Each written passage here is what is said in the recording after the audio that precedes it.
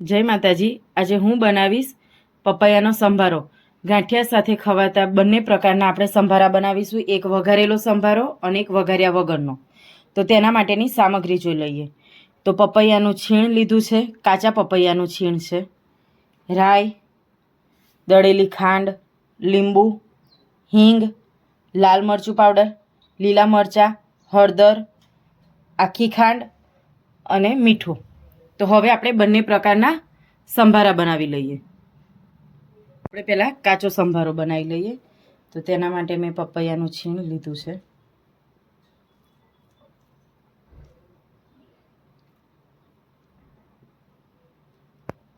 તો આપણે અડધું છીણ કાચા પપૈયાના સંભારા માટે રાખ્યું છે અને અડધું છીણ આપણે વઘાર કરેલો સંભારો બનાવીશું।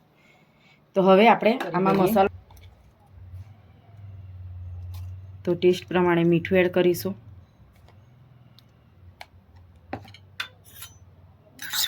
દળેલી ખાંડ, તમે આખી ખાંડ પણ એડ કરી શકો છો। હવે આપણે લાલ મરચું પાવડર એડ કરીશું અને લીંબુનો રસ એડ કરીશું।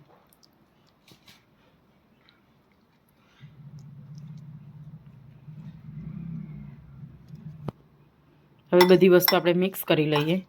લીંબુ અને ખાંડ નાખવાથી આપણો સંભારો સરસ એકદમ ખાટો મીઠો થશે। તો હવે આપણો કાચો સંભારો સરસ બની ગયો છે અને આ થોડો ખાવામાં એક તીખો છે। હવે આપણે બીજો જે બનાવીશું એ થોડો સહેજ ગળચટો હશે। તો હવે આપણે વઘારેલો સંભારો બનાવી લઈએ। તો હવે આપણે વઘારેલો સંભારો બનાવવા માટે તેલ ગરમ કરવા મૂકી દીધું છે। તેલ ગરમ થઈ જાય એટલે તેમાં થોડી રાઈ એડ કરીશું। રાઈ સહેજ ચટક થાય આપણે આ સંભારો યલો કલરનો થવા દઈશું, માટે લીલા મરચાં એડ કરીશું તીખાશ માટે।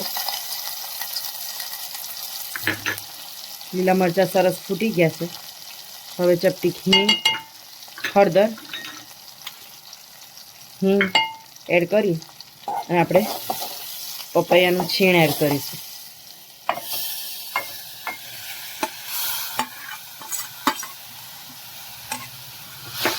તેના ઉપર આપણે મીઠું,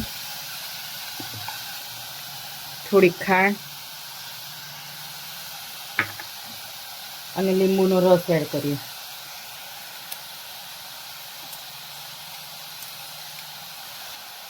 હવે બધી જ વસ્તુને સરસ મિક્સ કરી લઈએ।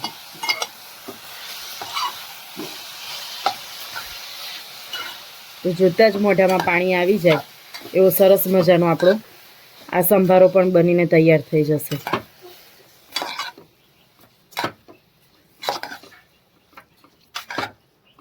આ સંભારો આપણો બહુ તીખો નહીં બને, થોડો ખાટો મીઠો થશે।